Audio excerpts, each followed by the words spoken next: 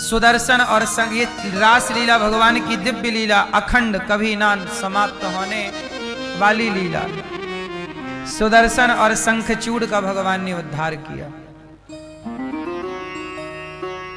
इसके बाद गोपियों ने युगल गीत गाया, अरिष्टासुर का भगवान ने उद्धार किया, केसी और व्योमासुर को भगवान ने मारा। अब भगवान को लेने मथुरा से अक्रूर जी आए। भगवान को लेकर अक्रूर जी चले। गोपियां रास्ता रोक के खड़ी हो गईं, जाओगे कन्हैया, हम मर जाएंगी। भगवान बोले बस मैं जल्दी आ जाऊंगा, चिंता ना करो। 2 दिन का कह के श्याम सुंदर गए। मथुरा पहुंचे तो मथुरा में एक धोबी रहता था, कंस के कपड़े धुलता था। आज कपड़ों का गट्ठा लेके चला धोबी। भगवान ने कहा मामा जी राम राम, कुछ कपड़े हमें भी दे दो। भगवान ने कहा कपड़े दे दो। धोबी ने कहा तुमने बाप की राज में ऐसे कपड़े पहने हैं, देखे हैं? भगवान बोले हमने तो कपड़े क्या मांग लिया, अब हमारे बाप दादों तक चले गए। एक मुट्ठी का जमाया भगवान ने। धोबी भैया का गोविंदाय नमो नमः। ये धोबी वही था त्रेता युग वाला जिसके कहने से सीता मैया का वनवास हुआ था। आज उद्धार हुआ। दर्जी पर सुदामा नाम के माली पर कृपा की। कुब्जा कुबड़ी थी, भगवान ने एक मुठिका मारी। कुब्जा पर भगवान ने चंदन लेके जा रही थी, कुब्जा पर भगवान ने कृपा की, ए सुंदरी यहां आओ। भगवान ने सुंदरी कहा। कुब्जा बोली प्रभु आज तक मुझे किसी ने सुंदरी नहीं कहा, आपने क्यों कहा? भगवान बोले दुनिया ने तुम्हारे तन को देखा है इसलिए सुंदरी नहीं कहा, हमने तुम्हारे मन को देखा है इसलिए सुंदरी कहा। तुम्हारा मन बड़ा अच्छा। ये कुब्जा पिछले जन्म में कौन थी जानते हो? सूपनखा। सूपनखा ही इस जन्म में कुब्जा बनी और भगवान ने कुब्जा पर कृपा की। भगवान ने चंदन लिया, कुब्जा की कुबड़ ठीक की, कंस के उसका धनुष को तोड़ा और कंस की सभा में गए। कुवलयापीड़ नाम का हाथी आया, चाणूर मुष्टिकाए सबको मारा। भगवान ने कंस के बाल पकड़ लिए, दिया और उठा के जो पटका भगवान ने, कंस थर थर कांपने लगा। कन्हैया छोड़ दो छोड़ दो। भगवान बोले कंस तूने मेरी मां पर, प्रजा पर, गाय पर, लोगों पर, भक्तों पर बड़ा अत्याचार किया। अब तेरा उद्धार का टाइम आ गया है। कितना भी मनमानी कर लो लेकिन उस मनमानी का एक दिन अंत जरूर होगा। कंस की मनमानी का भी अंत हुआ और भगवान ने कंस को मारा। कंस भी बड़ा दुष्ट था, पूजा पाठ नहीं करने देता किसी को, कहता मैं ही भगवान हूं। प्रजा को बड़ा सताता, बड़ा अत्याचार करता। इसलिए कंस जब बड़ा पाप करने लगा तब भगवान को आना पड़ा और कंस को मारना। 11 साल की आयु में भगवान ने कंस को मार दिया। जब कंस को मारे भगवान तब भगवान कितने साल के थे? 11 साल के भगवान। देखो कंस जैसों को भगवान को भी मारना पड़ा। इसलिए कई बार लोग कहते हैं अहिंसा की बात करते हैं आप लोग। हम अहिंसावादी हैं, हम किसी की हत्या नहीं करना चाहते, लेकिन जब रास्ते में कंस जैसे दुष्ट होंगे तो फिर आतंकवादी कोई होगा तो बिना मारे आतंकवादी को चलेगा। इसलिए हत्या ना कीजिएगा, लेकिन जब लड़ना पड़े अपने धर्म के लिए तो लड़ाई आनी भी चाहिए, भुजाओं में बल भी होना चाहिए। कहीं आप ना लड़ पाए तो आप मर जाओगे। फिर जीत या हार, या तो आप जीतो या तो आप हारो, और कोई विकल्प तो है नहीं। भागोगे तो भागोगे कहां?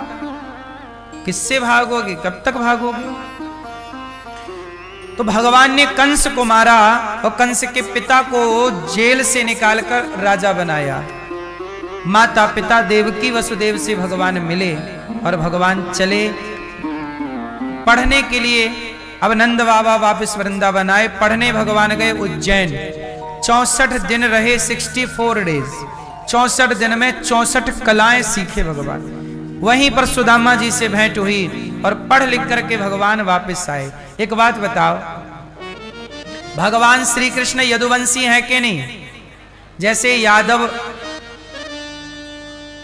भक्तजन बोलते हैं कि कृष्ण हमारे वंश के हैं, तो कृष्ण भगवान यदुवंशी यादव हैं और सुदामा जी ब्राह्मण हैं। इसका मतलब हुआ कि सुदामा ब्राह्मण और यादव कृष्ण, यादव और ब्राह्मण एक ही गुरुकुल में एक ही साथ पढ़ते थे कि नहीं? और हमारे देश में क्या भ्रांति फैलाई गई कि देश में, भारत में पंडितों ने सबको पढ़ने नहीं दिया, सबको पढ़ने का अधिकार देश में नहीं था। अरे भाई साहब, सबको पढ़ने का अधिकार था। यादव ब्राह्मण एक साथ पढ़े कि नहीं? और पढ़ाया सांदीपनी जी ने। हमारे देश में हम आपस में लड़ते रहे, इसलिए झूठ फैलाया अंग्रेजों ने। हमारे यहाँ सबको पढ़ने का अधिकार था, स्त्रियां भी पढ़ती थीं। आज लोग क्या बोलते हैं कि पहले स्त्रियों को पढ़ने का अधिकार नहीं था। अरे नहीं होता तो झांसी की रानी पढ़ी लिखी थी। आद्य शंकराचार्य जी से हजारों साल पहले शास्त्रार्थ किया था भारती ने, वो पढ़ी लिखी थी तब ना शास्त्रार्थ किया। अनपढ़ होती तो क्या शास्त्रार्थ करती?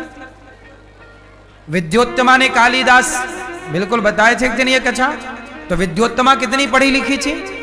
तो स्त्रियां भी पढ़ी लिखी थी। अब जिनको पढ़ना था वो पढ़ लेती थी। गार्गी नहीं पढ़ा तो फिर आज भी नहीं पढ़ रही हैं कुछ स्त्रियां, कुछ पुरुष। कुल मिला के मेरी मां, ये शास्त्र जो है ये सनातन का दर्पण है। भगवान ने सुदामा जी पर कृपा की। और याद रखना, सुदामा जी से कितनी मुट्ठी चावल लिए भगवान ने? मैया चला लो मोबाइल। क्या व्हाट्सएप चलाने लग गई मेरी मां? हाँ सुनो, भगवान श्री कृष्ण और सुदामा की जब मित्रता हुई तो सुदामा ने भगवान को क्या दिया? मुट्ठी भर चावल, चिवड़ा। मुट्ठी भर चावल लेकर भगवान सुदामा जी को इतना सा चावल लेकर इतना कुछ दिया कि नहीं?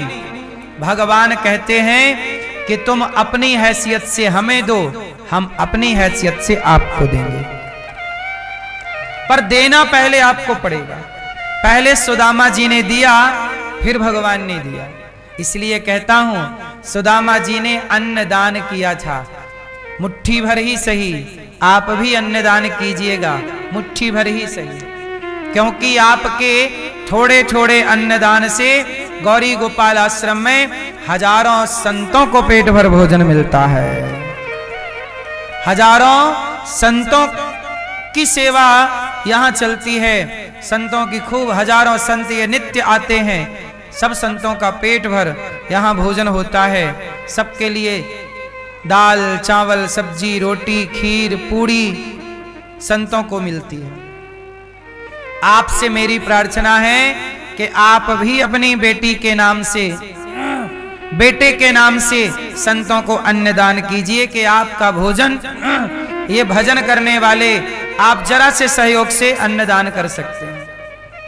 थोड़ा आप भी अन्नदान कीजिए। ये फुटपाथ पर सोने वाले सब संत जनों की एक दिन की सेवा आप भी करें कि फुटपाथ पर सोने वाले संतों को हम भी भोजन कराएंगे अपनी ओर से। ये साधु संतों को भिक्षा मांगते हैं संत। गृहस्थ का धर्म होता है कि आप खाने से पहले किसी साधु, किसी ब्राह्मण को, किसी दीन दुखी भक्त को भोजन पहले जरूर कराएं। तो अन्नदान करने की सामर्थ्य ईश्वर ने दी हो तो कीजिएगा। ये देखो सब संत लाइन में लगे हैं, सब फुटपाथ पर रहने वाले सब साधु संत, दीन दुखी, कोई किस इस लाइन में, इस रूप में पता नहीं कौन हो मेरी माँ। सब संतों को, भक्तों की सेवा, मुझे अच्छा लगता है कि चलो हम किसी के काम आते हैं। कल यहां पर एक भक्त जी आए, पंकज गोयल जी, और उन्होंने माताओं को अपनी ओर से भोजन कराया। रात को सब माओं को शाम का भोजन अपनी ओर से कराया। आप लोग भी वृद्ध माओं को अपनी ओर से भोजन करा सकते हैं। गौरी गोपाल आश्रम में आप भी इन वृद्ध माओं को अपनी ओर से भोजन कराइए। एक दिन के भोजन की सेवा, आप लोग के कल का भोजन सुबह का या शाम का आपकी ओर से होगा। इन सभी माओं को आप जो जो परोसना चाहें अपने हाथ से परोसिए, जो जो आप सेवा करना चाहें कीजिए। आप भी इन माओं के बेटा बनकर बेटी बनकर अन्नदान कर सकते हैं। ये वो माएँ हैं जिन माओं को उनके अपने बच्चों ने रोटी नहीं दी, सहारा नहीं दिया। ऐसी बेसहारा माओं को यदि आप सहारा दे दें तो इससे बड़ा पुण्य क्या होगा। और हम आपसे अन्नदान ही, रोटी ही तो मांग रहे हैं, कोई दौलत थोड़ी मांग रहे हैं। गौरी गोपाल आश्रम में इन माओं को भोजन, नाश्ता, आप अपनी ओर से माओं को नाश्ता करा सकते हैं कि कल का नाश्ता हम कराएंगे। आप इन माओं को अपनी ओर से दूध रात्रि का एक एक गिलास बंटवा सकते हैं कि आपकी ओर से इन माओं को दूध बांटा जाए। अब सोचो 310 माएँ हैं, सब माओं को एक एक गिलास दूध दिया जाता है। आप भी एक एक गिलास दूध दीजिए। यहां पर गुरुकुल में बच्चे पढ़ते हैं, 150 बच्चे निःशुल्क, उनका रहना खाना पढ़ना लिखना सब निःशुल्क। आप भी इन बच्चों की शिक्षा में सहयोगी बने, बच्चों को अपनी ओर से अन्नदान कर सकते हैं कि आज का भोजन विद्यार्थियों को हमारी ओर से होगा। आप लोग भी, यहाँ गाय की सेवा है, गौ सेवा, अपनी ओर से गाय के चारा भूसा का सहयोग कर सकते हैं। और गाय के लिए भूसा रखने के लिए, साल भर भूसा का स्टॉक करने के लिए टीन सेट बनाने की आवश्यकता है। तो गाय के लिए, टीन सेट के लिए आप सब सहयोगी बन सकते हैं। आपकी ओर से देखो, ये गाय है, छोड़ दी जाएगी तो कसाई खा जाएगा। गाय गौशाला में है तो सुरक्षित है, और गाय का भी अपना वंश बढ़ता है, उसके बच्चे बढ़ते हैं। हर साल एक बछड़ा या बछिया होता है। तो गाय के लिए हमें भूसे का स्टॉक करना पड़ता है साल भर के लिए। तो आप लोग वो भूसे के स्टॉक के लिए बड़ा टीन शेड बनाना पड़ेगा, उसके लिए थोड़ा थोड़ा आप सहयोग कर सकते हैं उस टीन शेड के निर्माण में। गाय के लिए तो कीजिएगा। कुछ भक्तों ने सहयोग किए हैं, ऐसे दानवीर महापुरुषों का नाम श्रवण करें जिन्होंने अपने धन को धर्म से जोड़ा है। आपको ईश्वर ने ये पुण्य करने योग्य बनाया हो तो अवश्य किसी बेसहारा माँ का सहारा बनिएगा, किसी विद्यार्थी की शिक्षा में सहयोग कीजिएगा, इससे आपके बच्चों की विद्या बढ़ेगी। गाय की सेवा, संतों की सेवा, यहाँ अखंड रसोई चलती है। 25 से 30 हजार लोग निःशुल्क पर डे भोजन करते हैं। एक दिन की रसोई आप भी बंटवा कर अपनी ओर से अन्नदान करिएगा। गौरी गोपाल में सुबह से शाम दिन भर केवल अन्नदान होता है। माताओं को अन्नदान, संतों को अन्नदान, विद्यार्थियों को अन्नदान, भक्तों को, आप भक्तों को अन्नदान, बंदरों को केला, चने, रोटी, और यहाँ गाय की सबकी सेवा, पेट भरने की सेवा सबकी है। आपसे मेरी विनती है कि आप भी इन सेवाओं में किसी एक का पेट भर सकते हैं तो अवश्य भरिएगा। आओ नाम श्रवण करें उन भक्तों के जिन्होंने अपने धन को सेवा से जोड़कर पावन किया है, धन को किसी का पेट भरने का प्रयास किया है। गिलहरी की तरह हम भी एक छोटा सा योगदान, सहयोग अवश्य करें।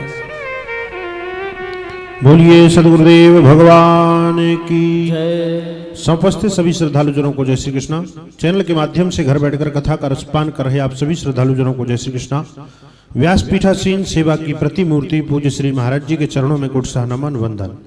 आपने अभी श्रवण किया कि किस प्रकार श्री धाम वृंदावन में विभिन्न प्रकार के सेवा प्रकल्प वर्षों से पूज्य श्री महाराज जी चला रहे हैं, और ये सभी आपके सहयोग से हो रहा है। और मैं आपसे यही अपेक्षा रखता हूं कि आप ऐसी सुंदर सी सेवाओं से अपने आप को जोड़े रखें। यदि आप भी ऐसी सुंदर सी सेवाओं से जुड़ना चाहते हैं, संस्था के अकाउंट नंबर टीवी स्क्रीन पर दिख रहे हैं, आप अपना सहयोग समर्पित करते हुए मोबाइल नंबरों में संपर्क कर आप भी अपना नाम दर्ज अवश्य कराएं। उन महानुभावों के नाम श्रवण करते हैं जिन्होंने अपना सहयोग यहाँ तक पहुँचाया है।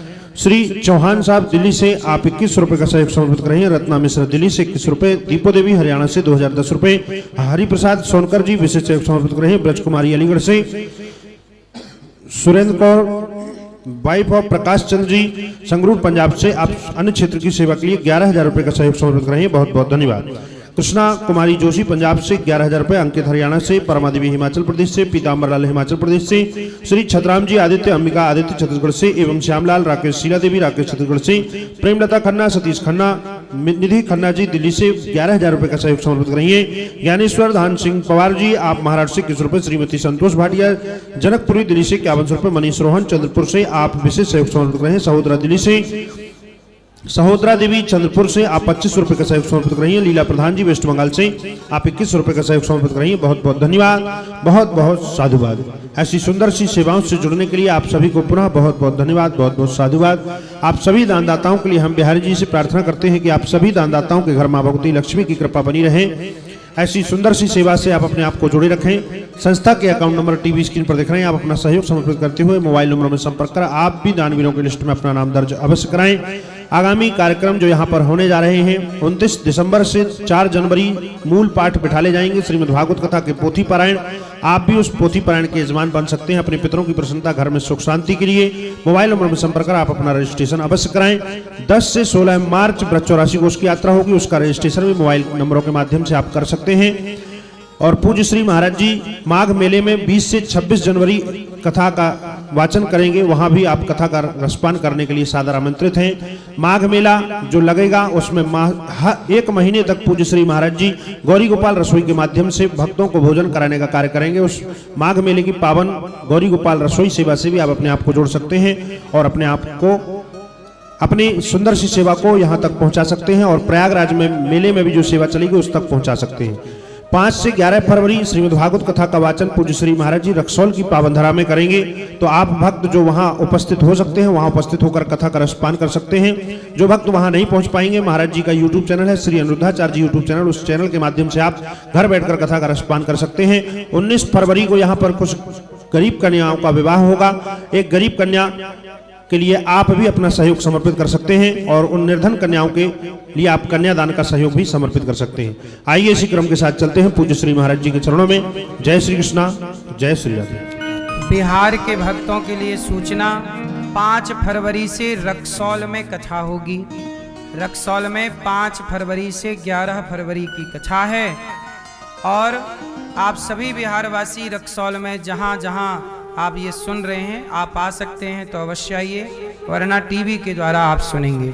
दूसरी बात यह है कि देखो, आप लोग जो घर में अगरबत्ती यूज करते हैं उस अगरबत्ती में बांस होता है और हमारे सनातन धर्म हिंदू धर्म के अनुसार बांस नहीं जलाना चाहिए क्योंकि बांस को वंश कहते हैं। तो हमने आपके लिए एक अगरबत्ती तैयार की गौरी गोपाल गौशाला में कि ये अगरबत्ती जिसमें बांस नहीं है, आप इसे बीच से देखेंगे तोड़ करके, बांस नहीं है, इसमें कोई बांस नहीं है, बिना बांस की अगरबत्ती, ताकि अगरबत्ती जलाएं।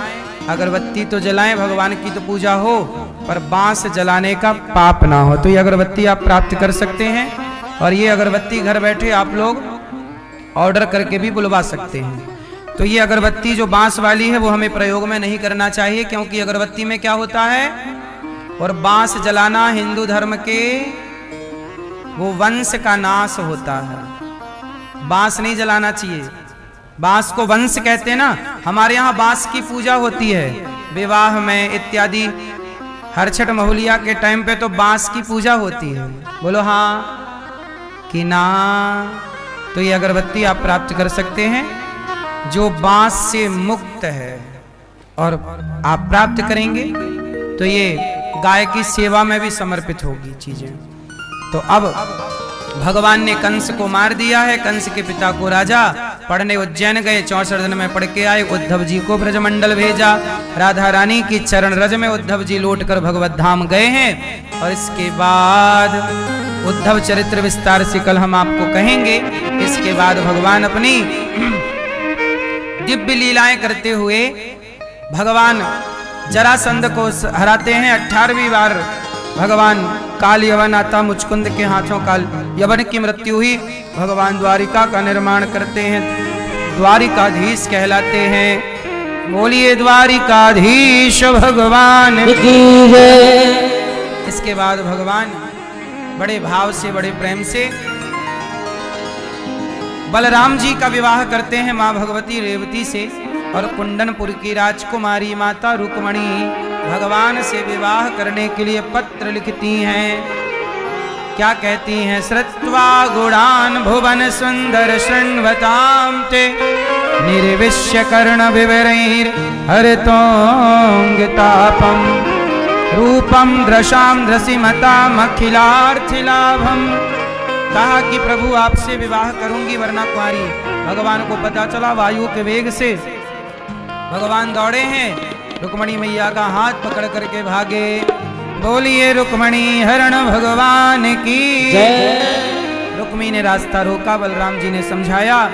भगवान द्वारिका पहुंचे, एक दूसरे के गले में माला पहनाकर वीरवरमाला और विवाह को परिपूर्ण किया। मंगलम भगवान विष्णु मंगलम गरुड़ध्वजा मंगलम पुंडरीकाक्ष मंगलाय तनोहरि। अब हमारी मैया जी पूजा करेंगी भगवान का। एक बार भाव से विवाह में झूमते हुए आरती कर लेंगे। हो आज मुझे लगता है कि ब्रजधाम में शादी है, आज मेरे श्याम की शादी है।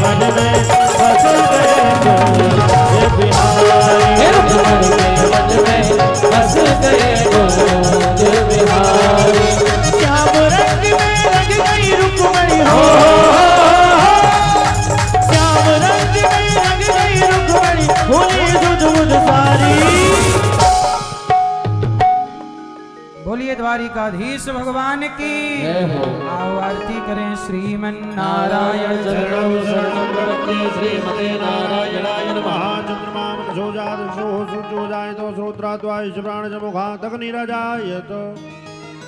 मन में बसा कर तेरी मूर्ति उतारूं मैं गिरधर तेरी आरती हार दे।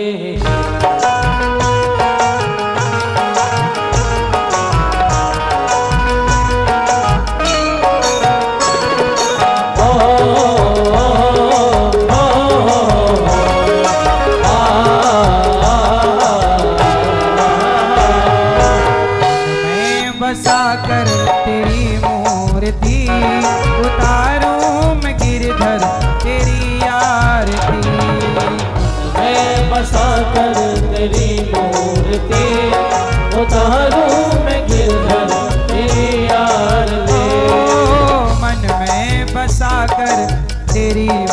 मूर्ति, उतारूं मैं गिरधर तेरी आरती। मैं बसा कर तेरी मूर्ति, उतारूं मैं गिरधर तेरी आरती।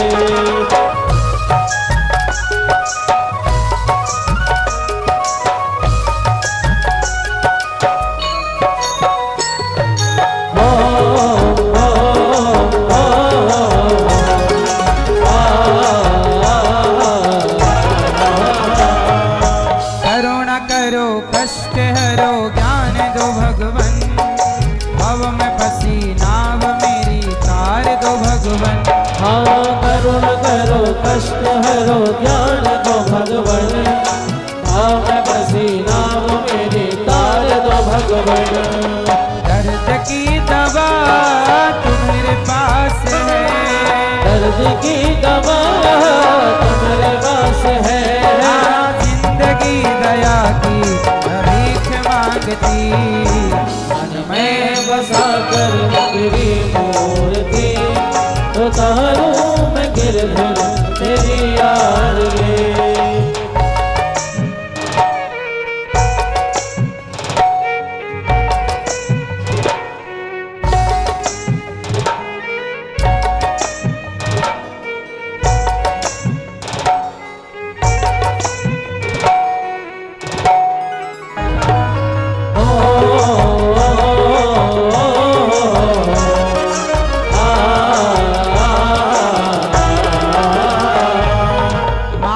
तुझसे क्या मैं यही सोचूं भगवन, जिंदगी जब तेरे नाम कर दी अर्पण। मांगो तुझसे क्या मैं यही सोचूं भगवन, जिंदगी जब तेरे नाम कर दी अर्पण। सब कुछ तेरा कुछ नहीं मेरा, सब कुछ तेरा कुछ नहीं मेरा। प्रभु संसार की, मन में बसा कर तेरी मूर्ति, उतारूं मैं गिरधर तेरी आरती।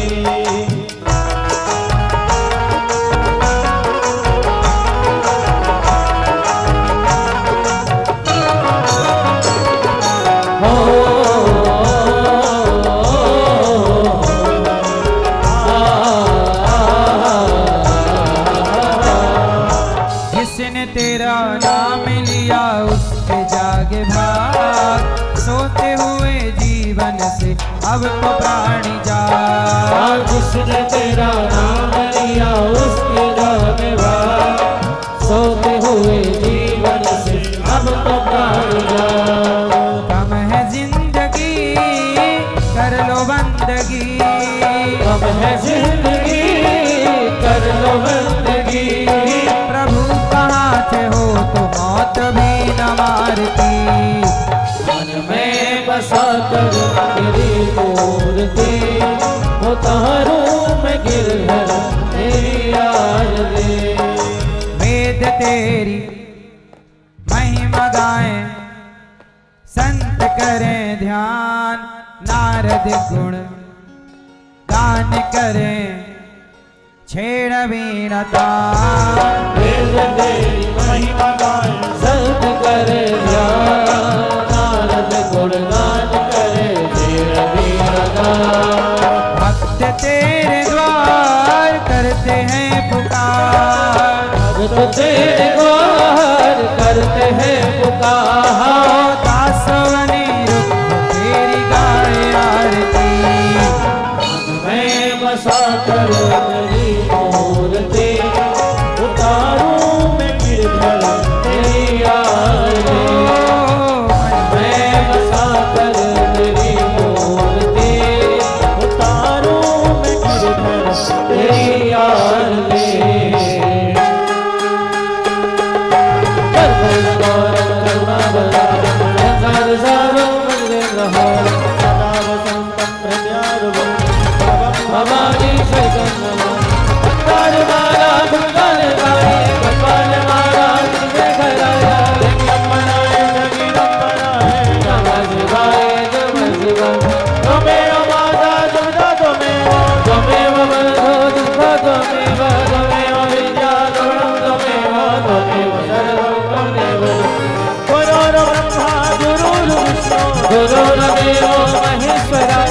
गुरु साक्षात् परब्रह्म तस्मै श्री गुरवे नमः। अच्युतं केशवं राम नारायण कृष्ण दामोदर वासुदेवं हरे श्रीधरं वासुदेवं गोपिकावल्लभं जानकी नायकं रामचन्द्रं भजे।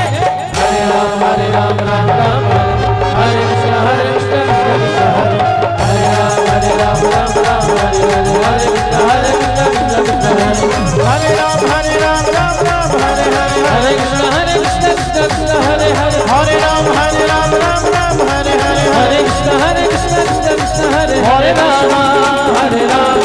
राम हरे हरे कृष्ण कृष्ण कृष्ण हरे हरे घट घट बंसी वाले गोकुल के आजा मेरी अखियाँ दर्द रही अब तो आजा। घट घट बंसी वाले गोकुल के आजा मेरी अखियाँ दर्द रही अब तो आजा। आजा नटराज तरस रही नैना आजा गोपाल बरस रही नैना तरस रही नैना बरस रही नैना तरस रही नैना तरस रही नैना बरस रही नैना तरस रही नैना बरस रही नैना आजा गोपाल तरस रही नैना आजा गोपाल कृष्ण राधे कृष्ण हरे हरे। जलेन शीतलीकरणं पुष्पैजेवाभिवन्दनं हस्ते अक्षत पुष्पाणि गृहीत्वा मन्त्रपुष्पाञ्जलि नाना सुगंध पुष्पाणि यथा कालोद्भवानि च पुष्पाञ्जलिर्मया दत्तो गृहाण परमेश्वरा पुराण पुरुषोत्तमाय नमः। मंत्र पुष्पाञ्जलिं समर्पयामि। बोलिए सद्गुरुदेव भगवान की जय। भागवत महापुराण की जय। व्यास नारायण भगवान की जय। धर्म की जय हो। अधर्म का नाश हो। प्राणियों में भावना हो। माता पिता गुरुचरणारविंदों की जय हो। अयोध्या धाम की जय हो। वृंदावन धाम की जय हो। हरिद्वार धाम की जय हो। काशी विश्वनाथ भगवान की जय हो। नमः। पार्वती बधाए हर हर महादेव। जिनको मिलना है ऊपर चलिए मंदिर में, और अभी थोड़ी देर से यहाँ प्रश्नोत्तरी होगी। जिनको प्रश्नोत्तरी में आना है आ सकते। सुनने वालों कथा को देता यही विराम कल फिर हम सुनवाएंगे लेकर कृष्ण का नाम। जय जय श्री कृष्ण जय जय श्री कृष्ण जय जय श्री कृष्ण जय जय श्री कृष्ण। शरण पड़ेगी लाज है तुम राखो जगदीश दोनों भुजा पसार के करो चरण में से। सियावर राम जय जय राम मेरे प्रभु राम जय जय राम करो कल्याण जय जय राम।